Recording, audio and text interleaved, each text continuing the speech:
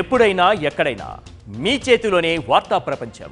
మీ మొబైల్లో, మీ కంప్యూటర్లో, మీ టీవీలో సాక్షి టీవీ డిజిటల్ ప్రసారాల కోసం లాగిన్ అవ్వండి. www.youtube.com/సాక్షి టీవీ. సబ్స్క్రైబ్ సాక్షి టీవీ యూట్యూబ్ ఛానల్. అమ్మ, మనం కిందటి ఎపిసోడ్స్లలో మాట్లాడుకున్నాం ఏంటి అని అంటే, ముఖ్యంగా ఇందులో ఆడవాళ్ళు చేసుకోవాలి సౌభాగ్యం కోసం, కుటుంబ అభివృద్ధి కోసము అని. అంటే ఇప్పుడు మరి వీళ్ళు చేసే పూజలలో మన నార్మల్గా చేసేటువంటి సత్యనారాయణ వ్రతం కానీ ఇంకా వేరే ఇతర వ్రతాలు కానీ అలా భార్యాభర్తలు కూర్చొని చేసుకున్నారు. కనీసం పెద్దవాళ్ళు కూడా చెప్పట్లేదా ఇది మహిళలకు మాత్రమే, మహిళలు చేసి తర్వాత హస్బెండ్ దగ్గర నుంచి ఆశీర్వాదం తీసుకుంటారు. సో భర్త అంటే ఎవరైతే మగవాళ్ళు ఉంటారో వాళ్ళు పూజలో కూర్చోకూడదు అని చిన్న బేసిక్ కూడా చెప్పలేకపోతున్నారు. అసలు అమ్మాయికి ఏది తెలీదు అని అర్థమవుతుంది.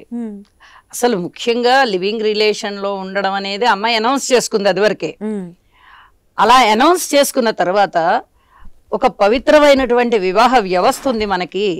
మేము వివాహం చేసుకున్నాము అని కనీసం ఆ లివింగ్ రిలేషన్ లో ఉన్న కొన్నాళ్ళ తర్వాతనైనా చెప్పాలి. అది చెప్పలా. ఒక బిడ్డ పుట్టాడు అని చెప్పింది ఒకసారి ఎప్పుడు క్రితం వీడియోస్ లో. అది కూడా అక్రమమే. వివాహం లేకుండా ఏ రకమైనటువంటి పెళ్లి నిబంధనలు నువ్వు పాటించుకోకుండా నువ్వు ఒక భర్తని పెట్టుకున్నావు, ఒక బిడ్డని కన్నావు. ఇవాళ రోజున వరలక్ష్మి వ్రతం చేసుకునేటప్పుడు బహిరంగంగా భర్తని పక్కన కూర్చోబెట్టుకుని చేసుకున్నావు. సరే, ఇది ఒక వేడుక పేరంటం కాబట్టి ఏదో అన్యోన్య దాంపత్యానికి గుర్తుగా ఇద్దరు కూర్చున్నారు అని మనము ఒక్క విధంగా కన్సిడర్ చేయొచ్చు. ఎందుకంటే సౌభాగ్య సిద్ధి కోసమే కాబట్టి వ్రతం. ఆ భర్త యొక్క ఆయుష్, ఆరోగ్యము అన్ని క్షేమంగా ఉండాలని చెప్పి ఆయన కూడా పూజలో కూర్చున్నాడు అనుకుందాం. వాళ్ళిద్దరి యొక్క కులాలు, మతాలు వేరువేరుగా ఉన్నాయని వాళ్ళే చెప్తున్నారు కదా. మరి అలాంటప్పుడు ఎలా పాటిస్తారు మన ఆచారాన్ని?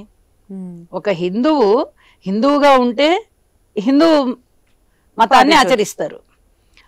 ఒక ముస్లిం నేపథ్యంలో ఉన్న వ్యక్తితో నువ్వు లివింగ్ రిలేషన్ లో ఉంటూ ఇవన్నీ పూజలు చేస్తే ఆ మతం వాళ్ళైనా ఎలా సహిస్తారు? లేకపోతే గొప్ప కోసం అని ఆ పేర్లు చెప్పుకుంటున్నారా మీరు? నిజంగా మీరు హిందువులేనా? హిందువులైనట్టయితే మన హిందూ సంప్రదాయం తెలుసు కదా.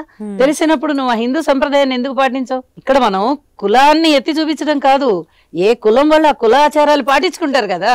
నువ్వు ఏ కులాచారం పాటిస్తున్నావు? అంటే ఇప్పుడు మన సాంప్రదాయం ప్రకారం భర్త ఏదైతే ఉంటుందో భర్త సైడ్ సాంప్రదాయాలని మనం పాటించాలి. ఇప్పుడు అసలు ఇందులో ఏ సాంప్రదాయం పాటించినట్టు? ఇప్పుడు అదే కదా వ్యవస్థని భ్రష్టు పట్టించడం అంటే అదే. నీ భర్త యొక్క సంప్రదాయాన్ని పాటిస్తున్నావా? నీ భర్త కులాచారాలు ఏమిటి? పోనీ నీ సంప్రదాయాన్ని పాటిస్తున్నావా? నువ్వు లివింగ్ రిలేషన్ లో ఉన్నావు, ఒక బిడ్డని కన్నానని అది వరకు చెప్పి ఉన్నావు, ఒక పెద్ద సెలబ్రిటీ హోదా అయితే ఇప్పుడు నీకు వచ్చేసింది. ఏదో చిన్న చితక వేషాలు వేస్తున్నావు సినిమాల్లో, బిగ్ బాస్ లాంటి వాటికి పెద్ద పెద్ద ప్రోగ్రామ్స్ కి వెళ్ళొచ్చు. సరే, నీకు సెలబ్రిటీ హోదా వచ్చింది. నీ వృత్తి లేదా నీ యొక్క యాటిట్యూడ్, నీ అంబిషన్ ఆ దారి వైపు వెళ్తున్నాయి. ధనం సంపాదించుకోవడానికి నువ్వు ఆ మార్గాన్ని ఎంచుకున్నావు. అలాంటి వాటిని ఎవరు తప్పు పట్టరు. నువ్వు పాటిస్తున్నటువంటి కుల ఆచారం ఏమిటి? నీ మతాచారం ఏమిటి? నువ్వు చేస్తున్న పని ఏమిటి? నువ్వు 10 మందికి ఏం మెసేజ్ ఇస్తున్నావు? అసలు ఆ వస్త్రధారణ ఏమిటి? ఎటువంటి వస్త్రాలు కట్టుకుని పూజ చేస్తున్నావు?